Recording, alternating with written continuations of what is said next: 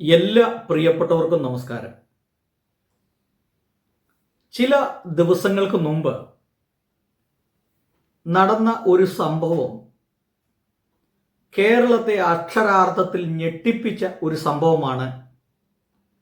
BSc നേഴ്സായിരുന്ന ഷൈനിയും തൻ്റെ 10 വയസ്സും 11 വയസ്സുമുള്ള 2 പെൺകുട്ടികളുമായി ഏറ്റുമാനൂരിനടുത്ത് ഒരു റെയിൽവേ ട്രാക്കിൽ, അതായത് ഒരു എക്സ്പ്രസ് ട്രെയിനിന് മുൻപിൽ ചാടി ആത്മഹത്യ ചെയ്തു എന്നുള്ളത് കേരളത്തെ അക്ഷരാർത്ഥത്തിൽ ഞെട്ടിപ്പിച്ച ഒരു സംഭവമായിരുന്നു.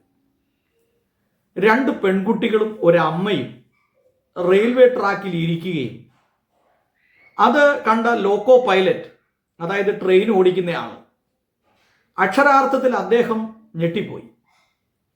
ഒരമ്മയും 2 പെൺമക്കളും ചേർന്ന് തങ്ങളുടെ ജീവിതം അവസാനിപ്പിക്കാൻ തീരുമാനിച്ചു എന്നുള്ളത് ലോകം, അല്ലെങ്കിൽ നമ്മുടെ കേരളം വലിയ ഞെട്ടലോടുകൂടിയാണ് ഈ സംഭവത്തെ കണ്ടത്. എന്നാൽ ഈ സംഭവത്തിൻ്റെ യഥാർത്ഥ കുറ്റവാളി എന്ന് പറയുന്നത് ഇവരുടെ ഭർത്താവ് നോബിയും അതുപോലെ ഇദ്ദേഹത്തിൻ്റെ ജ്യേഷ്ഠ ഒരു സഹോദരൻ, ഒരു പള്ളിയിലച്ചൻ. അപ്പോ ഒരു വൈദികൻ, ഈ ഭർത്താവിൻ്റെ ജ്യേഷ്ഠൻ ഒരു വൈദികനാണ്. ഈ വൈദികൻ ഒരു വൈദികന്റെ ജോലിയല്ല ചെയ്തത്, മറിച്ച് ഈ സ്ത്രീയെ നിരന്തരമായി ടോർച്ചർ ചെയ്യുകയും ഉപദ്രവിക്കുകയും ചെയ്യുന്നു എന്നുള്ള ഒരു വാർത്ത നമ്മൾ ഈ ദിവസങ്ങളെല്ലാം കേട്ടുകൊണ്ടിരിക്കുകയാണ്. ശരിക്കും പറഞ്ഞാൽ ഇദ്ദേഹത്തിൻ്റെ ഈ കുടുംബം തകർത്തത് ഈ പള്ളിയിലച്ചനാണ്. അതുമാത്രമല്ല, ഇവരുടെ ഭർത്താവ് ഒരു മദ്യപാനിയും കൂട്ടുകാരുമായി ചേർന്ന് വീടുകളിൽ വന്ന് മദ്യപിക്കുകയും ഇങ്ങനെ നിരന്തരമായി ശല്യപ്പെടുത്തുകയും ഉപദ്രവിക്കുകയും ഭാര്യയെ അമിതമായി ഉപദ്രവിക്കുകയൊക്കെ ചെയ്തതിൻ്റെ പരിണിതഫലമായി അവരവരുടെ വീട്ടിലേക്ക് പോവുകയും, എന്നാൽ പിന്നീടുണ്ടായ പല സംഭവങ്ങളുമായി ബന്ധപ്പെട്ട് അവർ ഏതാണ്ട് 12ഓളം ആശുപത്രികളിൽ ജോലി തേടി പോകുകയും, എന്നാൽ അവർ ഉൾപ്പെട്ടു നിൽക്കുന്ന കനാനായ സമൂഹം, കാരിത്താസ് ആശുപത്രി പോലും ഇവരോട് ഒരു കനിവും കാണിച്ചില്ല. സമൂഹം ഒരു കാരുണ്യവും കാണിച്ചില്ല എന്ന് മാത്രമല്ല, അവർക്ക് തങ്ങളുടെ ജീവിതത്തിൽ, ദൈനംദിന ജീവിതത്തിൽ മുമ്പോട്ട് പോകാൻ ആവശ്യമായിട്ടുള്ള സാമ്പത്തിക സ്ഥിതി ഇല്ലാതെ അവർ എല്ലാ പ്രതീക്ഷകളും നഷ്ടപ്പെട്ട് അവർ ആത്മഹത്യ ചെയ്യുകയാണ് ചെയ്തത്. അപ്പോൾ ഒരു വ്യക്തി ആത്മഹത്യ ചെയ്യണമെങ്കിൽ എല്ലാ പ്രതീക്ഷയും നഷ്ടപ്പെട്ടിരിക്കണം. ജോലി സംബന്ധമായ പ്രതീക്ഷകളില്ല. ഈ കാലൻ, അതായത് ഈ കാലൻ പള്ളിയിലച്ചൻ്റെ രൂപത്തിൽ ഈ ഷൈനി എന്ന ഈ സ്ത്രീയോട് വേട്ടയാടി. സാധാരണ പള്ളിയിലച്ചന്മാരൊക്കെ വളരെ മാന്യന്മാരായിരിക്കും. അവർ സ്നേഹമുള്ളവരും കരുണയുള്ളവരും ആർദ്രതയുള്ളവരായിരിക്കും. എന്നാൽ യേശുക്രിസ്തുവിൻ്റെ പ്രതിനിധി എന്നുള്ള നിലയിലാണ് പൊതുവെ വൈദികരെയൊക്കെ കാണുന്നത്. എന്നാൽ ഒരു വൈദികൻ കാലനായി മാറിയതാണ് ഇവരുടെ വീട്ടിൽ സംഭവിച്ച ദുരന്തം എന്ന് പറയുന്നത്. അങ്ങനെ ഈ സ്ത്രീ, ഈ ഷൈനി എന്ന് പറയുന്ന സഹോദരി, തൻ്റെ ജീവിതത്തിലെ എല്ലാ പ്രതീക്ഷകളും നഷ്ടപ്പെട്ട് തൻ്റെ 2 പെൺമക്കളെയുമായിട്ട് ആത്മഹത്യ ചെയ്യുകയാണ്. കാരണം ഈ 2 പെൺമക്കളും ഇനി ഭർത്താവിൻ്റെ കൂടെ ജീവിച്ചാൽ അത് ഭർത്താവിൻ്റെ ജ്യേഷ്ഠനുണ്ട്. ഈ ജ്യേഷ്ഠൻ പള്ളിയിലച്ചനാണെങ്കിൽ പോലും ഈ ജ്യേഷ്ഠനെ പോലും ഈ സ്ത്രീ ഭയപ്പെട്ടിരുന്നു. അതുകൊണ്ട് തൻ്റെ പെൺമക്കളെ പോലും ഈ ഭർത്താവിൻ്റെ കൂട്ടത്തിലോ ഭർത്താവിൻ്റെ ജ്യേഷ്ഠനായ പള്ളിയിലച്ചൻ്റെ ഒരു സംരക്ഷണത്തിലോ വളർത്തുവാൻ ഈ സ്ത്രീ ആഗ്രഹിച്ചില്ല. കാരണം പള്ളിയിലച്ചനെ പോലും വിശ്വസിക്കാൻ കൊള്ളാത്ത അവസ്ഥയിലേക്ക് ഇന്ന് സമൂഹം മാറിയിരിക്കുന്നു. അതായത് സ്വന്തം സഹോദരൻ്റെ ഭാര്യയോട് പോലും മോശമായ രീതിയിൽ നോക്കുകയും മോശമായ ദൃഷ്ടിയിൽ ചിന്തിക്കുകയും ചെയ്യുന്ന ഒരു പള്ളിയിലച്ചൻ. ഇതൊക്കെ വരുന്ന വാർത്തകൾ ഞെട്ടിപ്പിക്കുന്ന വാർത്തകളാണ്. ഈ പള്ളിയിലച്ചനും ആളത്ര ശരിയല്ല.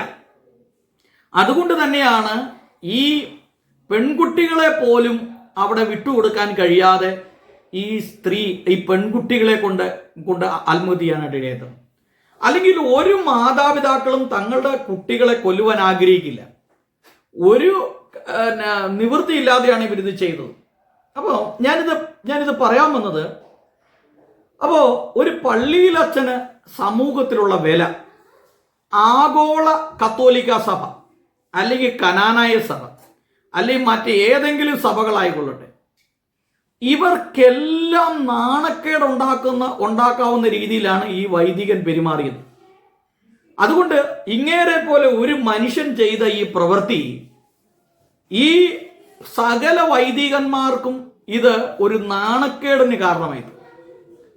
ഇനി ഈ സഭ ചെയ്യാൻ ഉള്ള ഏറ്റവും നല്ല കാര്യം എന്ന് പറഞ്ഞാൽ ഇങ്ങേരുടെ ലോഹയും ഊരി വെച്ച് ഇങ്ങേരെ പെടലേക്ക് പിടിച്ച് തത്തീരും കൊടുത്ത് അവിടെ നിന്ന് ഇറക്കി വിടുക എന്നുള്ളതാണ് ഏറ്റവും പ്രധാനപ്പെട്ട കാര്യം. നമ്മളത് ആദ്യം മനസ്സിലാക്കണം. ഒരു വൈദികന് ചേർന്ന ഒരു പണിയല്ല ഇങ്ങേര് ചെയ്ത്. ഇങ്ങേരാണ് ഈ കുടുംബം യഥാർത്ഥ villain. Who is the real villain? Real villain എന്ന് പറയുന്നത് ഈ പള്ളിയിലച്ഛനാണ്. ഇങ്ങേരാണ് ഈ സഹോദരന്റെ കുടുംബജീവിതം തകർത്തത്. അല്ലെങ്കിൽ ആ പെൺകുട്ടികളെയെങ്കിലും അവർ ബാക്കി വെക്കുമായിരുന്നു. ഇതൊന്ന് ആലോചിച്ച് നോക്കിയേ. അപ്പോൾ നിങ്ങൾ നിങ്ങളുടെ മനസ്സിലൊന്ന് കാണുക, ഒരു സ്ത്രീ തൻ്റെ 2 പെൺമക്കളുമായി ഒരു റെയിൽവേ ട്രാക്കിൽ പോയി ഇരിക്കുന്ന അവസ്ഥ നമ്മളൊന്ന് ചിന്തിച്ചു നോക്കി. എന്നാൽ ഇതിൽ നിന്നും ഏറ്റവും വേദനാജനകമായ മറ്റൊരു കാര്യം എന്ന് പറയുന്നത്, ഒരു പള്ളിയിലച്ഛൻ എന്നൊക്കെ പറയുമ്പോൾ വലിയ സ്വാധീനമുണ്ട്. ഇന്ന് വരെ സിസ്റ്റർ അഭയ കേസ് തെളിഞ്ഞിട്ടില്ല. അത് ആദ്യം മനസ്സിലാക്കണം. അപ്പൊ എത്രയോ വർഷങ്ങൾക്ക് മുമ്പ് നടന്ന സിസ്റ്റർ അഭയ കേസ്, അതായത് അഭയയുടെ കൊലപാതകം, ഇന്ന് വരെ തെളിഞ്ഞിട്ടില്ല. അത് ഇവരെല്ലാം കൂടെ തേച്ചു മാറ്റി തീർത്തു. ഇന്ന് വരെ തെളിഞ്ഞിട്ടില്ല. അപ്പൊ ഞാൻ പറഞ്ഞത്, ഈ പള്ളിയിലച്ഛന്മാർക്കൊക്കെ വലിയ സ്വാധീനമുണ്ട്. പക്ഷെ ഞാനൊന്ന് പറയാൻ വന്ന ഇതാണ്, ഇവിടെയുള്ള ഏഷ്യാനെറ്റ് ഉൾപ്പെടെ, ഏഷ്യാനെറ്റ്, റിപ്പോർട്ടർ, 24, ഇങ്ങനെയുള്ള മാതൃഭൂമി, മലയാള മനോരമ, ഇതുപോലെയുള്ള TV ചാനലുകളും അതുപോലെ മുഖ്യധാര പത്രമാധ്യമങ്ങളും ഈ വിഷയത്തെ വേണ്ട രീതിയിലുള്ള ഗൗരവത്തോടെ എടുക്കാൻ ഇവിടെയുള്ളവർ താല്പര്യപ്പെട്ടില്ല. എന്നാൽ ഇതിൽ ഏറ്റവും പ്രധാനപ്പെട്ട, ഇന്നിപ്പോ ഈ ഷൈനിയുടെ ഭർത്താവ് നോബി എന്ന് പറയുന്ന വ്യക്തിയെ ഏറ്റുമാനൂർ പോലീസ് കസ്റ്റഡിയിൽ എടുത്തിട്ടുണ്ട്. ഈ ഏറ്റുമാനൂർ പോലീസ് കസ്റ്റഡിയിൽ എടുക്കാനുള്ള ഏറ്റവും പ്രധാനപ്പെട്ട കാരണം എന്ന് പറയുന്നത്, കേരളത്തിലെ ഒരേ ഒരു മാധ്യമ സ്ഥാപനമാണ്. അത് മറ്റു ആരുമല്ല, മറുനാടൻ മലയാളിയാണ്. മറുനാടൻ മലയാളി എന്ന ഷാജൻ സക്കറിയ ഇവിടെ ചാനൽ നിരന്തരമായി ഏതാണ്ട് 12ലധികം വീഡിയോകൾ, ഷാജൻ സക്കറിയ തന്നെ ഏതാണ്ട് അദ്ദേഹത്തിന്റെ ഒരു ചാനലിൽ 12ലധികം വീഡിയോകൾ ഇതുമായി ബന്ധപ്പെട്ട് ചെയ്തു. അതായത് ആദ്യം ചെയ്ത വീഡിയോ ഞാൻ ഇങ്ങനെ സെർച്ച് ചെയ്ത് നോക്കിയപ്പോൾ ഈ വീഡിയോ എല്ലാം ഞാൻ കാണുന്നുണ്ട്. ഞാൻ ചില ആളുകളെ ഫോളോ ചെയ്യുന്നുണ്ട്. അതിലൊന്ന് മറുനാടൻ മലയാളിയാണ്, മറ്റൊന്ന് സാമുവലാണ്, അങ്ങനെ പല ആളുകളുണ്ട്. അപ്പൊ ശരിക്കും പറഞ്ഞു കഴിഞ്ഞാൽ ഈ മറുനാടൻ മലയാളിയും പിന്നീട് ഇതിൻ്റെ അകത്ത് പ്രവർത്തി ITI സുനിൽ മാത്യു എന്ന് പറയുന്ന ITI ചാനലാണ്. ഈ 2 കൂട്ടരും വളരെ ഈ ആത്മഹത്യ നടന്ന ആ ദിവസം മുതൽ ഇതിനെക്കുറിച്ച് വ്യക്തമായി പഠിക്കുകയും വ്യക്തമായ രീതിയിൽ റിപ്പോർട്ടുകൾ, പ്രതിദിനം തന്നെ ഇതിൻ്റെ റിപ്പോർട്ടുകൾ വിടുന്നതിൻ്റെ പശ്ചാത്തലത്തിലാണ് ശരിക്കും പറഞ്ഞാൽ ഇതിൻ്റെ ഈ കേസിൻ്റെ ഇവരെ അന്വേഷിക്കാനുള്ള കാരണം തന്നെ.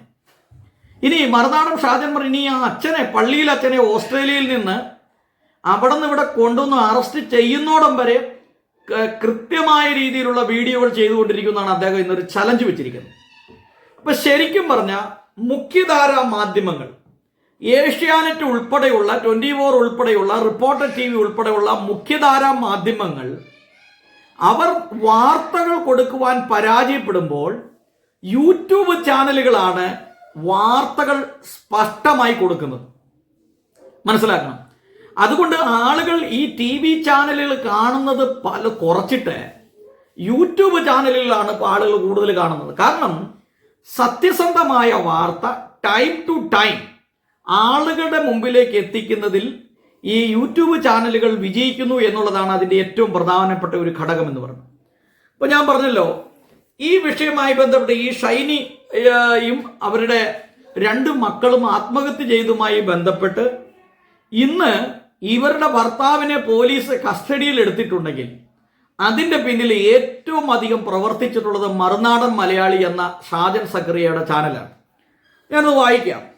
ഒന്നാമത്തെ അദ്ദേഹം ചെയ്ത വീഡിയോ ഞാൻ മനസ്സിലാക്കുന്ന, ലോക്കോ പൈലറ്റ് ഹോൺ മുഴക്കിയിട്ടും മാറിയില്ല, 3 പേരും കെട്ടിപ്പിടിച്ച് എടുത്തു ചാടി എന്നുള്ളതാണ് ഒന്നാമത്തത്. രണ്ടാമത്തത്, മക്കളെ കെട്ടിപ്പിടിച്ച് ഷൈനി ചിന്നിച്ചെതറി മരണത്തിലേക്ക്. 10 ലക്ഷം പേരാണ് ആ വീഡിയോ കണ്ടേക്കുന്നത്. 3, ഷൈനി ജോലി തേടി പോയത് 12 ആശുപത്രികളിലാണ്. അതായത് അവരുൾപ്പെട്ട് നിൽക്കുന്ന കനാനായ സമൂഹം പോലും അവരൊരു കരുണ കാണിച്ചില്ല. പൊതുവെ ക്രിസ്തീയ സമൂഹം മറ്റുള്ളവരുടെ കരുണ കാണിക്കേണ്ടതാണ്. അവരുടെ ഭർത്താവിന്റെ സഹോദരനായ പള്ളിയിലച്ഛനാണ് ഇതിനകത്ത് റിയൽ വില്ലൻ. അദ്ദേഹം പോലും കരുണ കാണിച്ചില്ല. എന്നാൽ അവരുൾപ്പെട്ട് നിൽക്കുന്ന ഈ കനാനായ ചർച്ചും അതിൻ്റെ സ്ഥാപനങ്ങളും ഒരു കരുണയും കാണിച്ചില്ല. ഒന്ന് ആലോചിച്ച് നോക്കണം.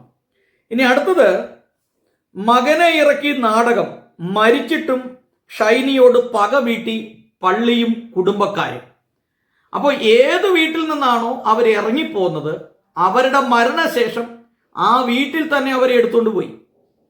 അപ്പോൾ ഈ പള്ളികളും അതുപോലെ വൈദികരും ഇവരൊന്നും ഈ ഷൈനി എന്ന് പറയുന്ന ഈ സ്ത്രീയോട് യാതൊരുവിധ കരുണയും കാണിച്ചില്ലെന്നാണ് ഇദ്ദേഹം റിപ്പോർട്ട് ചെയ്യുന്നത്. ഇനി അടുത്തത്, രക്ഷപ്പെട്ടോടി മക്കൾക്കൊപ്പം ചിന്നിച്ചെതറിയ ഷൈനിയും മൃതദേഹം വേട്ടക്കാർക്ക്.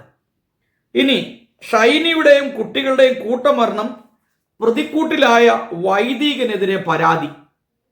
അപ്പോൾ ഈ വാർത്തകളൊക്കെ നിങ്ങൾ കാണണം. ഈ വാർത്തകൾ ഇവിടെ നിങ്ങൾ ഏഷ്യാനെറ്റ് കാണണമെന്ന് ഞാൻ പറയില്ല, 24 കാണണമെന്ന് പറയില്ല, കാരണം റിപ്പോർട്ടർ TV കാണണമെന്നും പറയില്ല. ഈ മറുനാടൻ ഷാജനെ പോലെയും മാത്യു സാമുവലിനെ പോലെയുള്ള ആളുകൾ ചെയ്യുന്ന വീഡിയോകൾ നിങ്ങൾ കാണണം. അപ്പോഴാണ് നിങ്ങൾക്ക് ഇതിൻ്റെ റിയൽ കറക്റ്റ് വിവരങ്ങൾ നിങ്ങൾക്ക് ലഭിക്കുന്നത്. മറ്റുള്ളവർ ചാനലുകൾ എന്ന് പറയുന്നത് പരസ്യത്തിൻ്റെ പിൻബലത്തിൽ മുമ്പോട്ട് പോകുന്ന ചാനലുകളാണ്. പരസ്യത്തിന് ഈ കഴിഞ്ഞ ദിവസം സിന്ധു സൂര്യകുമാർ എന്ന് പറയുന്ന ഒരു ജേർണലിസ്റ്റ്, അതും ഏഷ്യാനെറ്റിൻ്റെ, അതായത് ഹിന്ദു സമൂഹത്തെയും അവർ നടത്തുന്ന കുംഭമേളയെയും അതിശക്തമായ രീതിയിൽ ആക്ഷേപിക്കുകയും പരിഹസിക്കുകയും ചെയ്യും. മനസ്സിലായോ? അങ്ങനെയുള്ള ആളുകളാണ് ഇതിൻ്റെ അകത്തിരിക്കുന്നത്. അതായത് ഒരു പ്രത്യേക മതവിഭാഗത്തോട് മാത്രം പ്രീണനം നടത്തി അവരെ മാത്രം സ്നേഹിച്ച് കരുതി താലോലിച്ചു പോകുന്ന ഒരു നിലയിലേക്ക് കേരളം ഇന്ന് മാറി. അതിൻ്റെ കാരണം ഇസ്ലാമിക് മത തീവ്രവാദമാണ്. ഇസ്ലാമിക് മത തീവ്രവാദത്തെ പ്രോത്സാഹിപ്പിക്കുന്ന ഒരു സംഘം പത്രമാധ്യമങ്ങളും വാർത്താ ചാനലുകളും ഇന്ന് കേരളത്തിൽ ഉറയ്ക്കുന്നുണ്ട്. അപ്പോഴാണ് ഈ മറുനാടൻ ഷാജനെ പോലെയുള്ള ആളുകളുടെ വാർത്തകൾക്ക് പ്രാധാന്യമുണ്ടാകുന്നത്. ഒരുപക്ഷെ മറുനാടൻ ഷാജനെ പോലുള്ള പത്രമാധ്യമ പ്രവർത്തകർ ഇവിടെ ഉണ്ടായിരുന്നില്ല എങ്കിൽ കേരളം ഇന്ന് ഒരു മത തീവ്രവാദികളുടെ, ഇസ്ലാമിക് മത തീവ്രവാദികളുടെ ഒരു കേന്ദ്രമായി മാറുമായിരുന്നു. അത് നമ്മൾ ജനങ്ങൾക്ക് സമയാസമയങ്ങൾ അവയർനെസ് കൊടുക്കുകയും അവരെ ഉത്സാഹിപ്പിക്കുകയും ഉദ്ബോധിപ്പിക്കുകയും ചെയ്യുന്ന, അല്ലെങ്കിൽ ഈ മത തീവ്രവാദത്തിൽ നിന്ന് നമ്മുടെ രാജ്യത്തെ രക്ഷിക്കണം എന്നുള്ള വാർത്ത ശരിക്കും കൊടുക്കുന്നത് ഈ മറുനാടൻ ഷാജനെ പോലുള്ള ആളുകളാണ്. അവിടെ നിൽക്കട്ടെ. ഇനി അടുത്തത്, ഷൈനിയുടെയും കുട്ടികളുടെയും കൂട്ടമരണം, പ്രതിക്കൂട്ടിലായ വൈദികനെതിരെ പരാതി. കരയാതട പിന്നെ ഒരു തെറിയാണ്. ഷൈനിയും ഭർത്താവിനെയും പഞ്ഞിക്കിട്ട് നാട്ടുകാർ. അടുത്തത്, നാട്ടുകാരെ പേടിച്ച് നോബി വീട്ടിൽ തന്നെ ആയിരുന്നു, അയൽക്കാർ പോലും തിരിഞ്ഞു നോക്കിയില്ല. അടുത്തത്, BSc നേഴ്സ് വാഴക്കൊല ചുമന്നു, രക്ഷപ്പെട്ടില്ല, മകനെ കൊണ്ട് പരാതി കൊടുപ്പിച്ചു. 10, ഓടി രക്ഷപ്പെട്ടിട്ടും വെറുതെ വിട്ടില്ല, ഷൈനിയെയും മക്കളെയും ജീവൻ എടുത്തു ഈ ദുഷ്ടൻ. അടുത്ത, ദുഷ്ടനെ പൊക്കി പോലീസ്, ചേട്ടൻ വൈദികനെയും പൊക്കും, ഒടുവിൽ ഷൈനിക്ക് നീതി. അടുത്തത്, ഒരു അല്പസമയം മുമ്പ് വന്ന വാർത്തയാണ്, ഭർത്താവ് നോബി കസ്റ്റഡിയിൽ, ഷൈനിക്ക് മരണശേഷം നീതി, പള്ളിയിൽ അച്ഛനും കുടുങ്ങുമോ. അപ്പൊ ഇങ്ങനെ നിരന്തരമായി ഈ വിഷയത്തെ ഒരക്ഷരം പോലും വിടാതെ നിരന്തരമായി ഇതിനെ പിന്തുടർന്ന് വാർത്ത ചെയ്ത ഷാജൻ സക്കറിയയ്ക്കാണ് ശരിക്കും പറഞ്ഞ ഒരു കുതിരപ്പം കൊടുക്കേണ്ടത്. മനസ്സിലായോ? എത്ര ചങ്കൂറ്റത്തോടു കൂടിയാണ് ഒരു കത്തോലിക്ക വൈദികനൊക്കെ എത്രമാത്രം സ്വാധീനം ഉണ്ടെന്നറിയാം അല്ലേ? എന്നിട്ടും അത് വിടാതെ പിന്തുടർന്ന് ഈ ഇത്രയും ശക്തമായ രീതിയിൽ പ്രതികരിച്ച് ഈ വ്യക്തിയെ അറസ്റ്റിലേക്ക് അല്ലെങ്കിൽ ഇദ്ദേഹത്തെ കസ്റ്റഡിയിൽ എടുക്കാൻ ഇടയായത് പോലും ഇദ്ദേഹത്തിന്റെ ഈ വീഡിയോയുടെ പിൻബലത്തിലാണ്. അപ്പൊ ഞാൻ പറഞ്ഞു വന്ന് ഇത്രേ ഉള്ളൂ. ഈ വാർത്ത, ഈ സംഭവം ഉണ്ടായിട്ട് 4-5 ദിവസമായി. പക്ഷെ ഞാൻ ഇന്ന് ഈ വിഷയത്തെക്കുറിച്ച് പറഞ്ഞു എന്തിനാന്ന് ചോദിച്ചാൽ, യഥാർത്ഥ മാധ്യമ പ്രവർത്തനം എന്ന് പറയുന്നത് ഇതാണ്. അതായത് നിരാലംബരായിട്ടുള്ളവർക്ക്, ആശ്രയമില്ലാതിരിക്കുന്നവർക്ക് അവർക്ക് നീതി നടത്തി കൊടുക്കുക എന്നുള്ളതാണ് പത്രധർമ്മം എന്ന് പറയുന്നത്.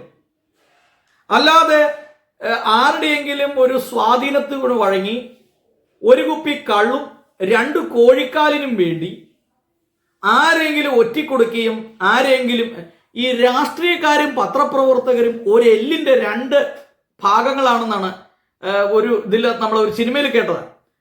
ഒരു എല്ലിന്റെ 2 സൈഡാണ്. ഒന്ന് രാഷ്ട്രീയക്കാരും മറ്റൊന്ന് പത്രപ്രവർത്തകരും. ഈ രാഷ്ട്രീയക്കാരും ഈ പത്രപ്രവർത്തകരും തമ്മിൽ ജോയിന്റാണ്, അവർ ഐക്യതയിലാണ്. ഇവർ ജോയിന്റ് അല്ലെങ്കിൽ ഈ രാജ്യത്ത് ഒരുപാട് മാറ്റങ്ങൾ കൊണ്ടുവരാനായിട്ട് സാധിക്കും. അപ്പൊ ഇതെല്ലാം അഡ്ജസ്റ്റ്മെന്റ് ആണ്. അപ്പോ ഈ രാഷ്ട്രീയ പാർട്ടിയിൽ നിന്ന് നല്ലൊരു ശതമാനം പൈസ ഈ പത്രമാധ്യമ സ്ഥാപനങ്ങൾ വാങ്ങിക്കുന്നുണ്ട്. അതുകൊണ്ടാണ് ഇവിടെ സത്യസന്ധമായ വാർത്തകൾ പുറത്തു വരാത്തത്. മനസ്സിലായോ? നമ്മുടെ ഈ കേരളത്തിൽ എന്താണ് നടക്കുന്നത്? എല്ലാ ദിവസവും തന്നെ കൊലപാതകം, ബലാത്സംഗം, പിടിച്ചുപറി, മോഷണം, കത്തിക്കുത്ത്, എന്തെല്ലാം കാര്യങ്ങളാണ് ഇവിടെ നടക്കുന്നത്.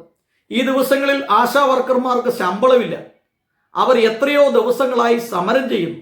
ഇതൊക്കെ കണ്ടിട്ട് കണ്ണും പൂട്ടിയിരിക്കുന്ന ഒരു ഗവൺമെന്റ്, ഒരക്ഷരം പോലും അവരോടൊരു ആശ്വാസവാക്ക് പറയാനില്ലാത്ത ഒരു ഭരണകക്ഷി ഭരണം. ഇപ്പൊ കേരളം ശരിക്കും പറഞ്ഞാൽ ഈ LDF ഭരണം കൊണ്ട് പിന്നെ കുട്ടിച്ചോറായി എന്ന് പറയാൻ യാതൊരു സംശയമില്ല.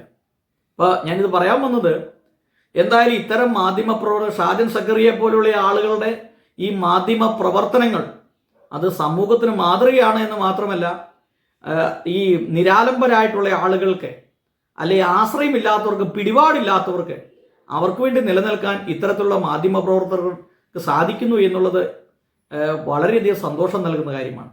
എന്തായാലും ഷാജൻ സക്കറിയെ പോലെയും അതുപോലെയുള്ള ആളുകൾക്കൊക്കെ അഭിനന്ദനങ്ങൾ അറിയിക്കുകയാണ് സത്യസന്ധമായ മാധ്യമ പ്രവർത്തനങ്ങൾ ചെയ്യുന്നതിന്.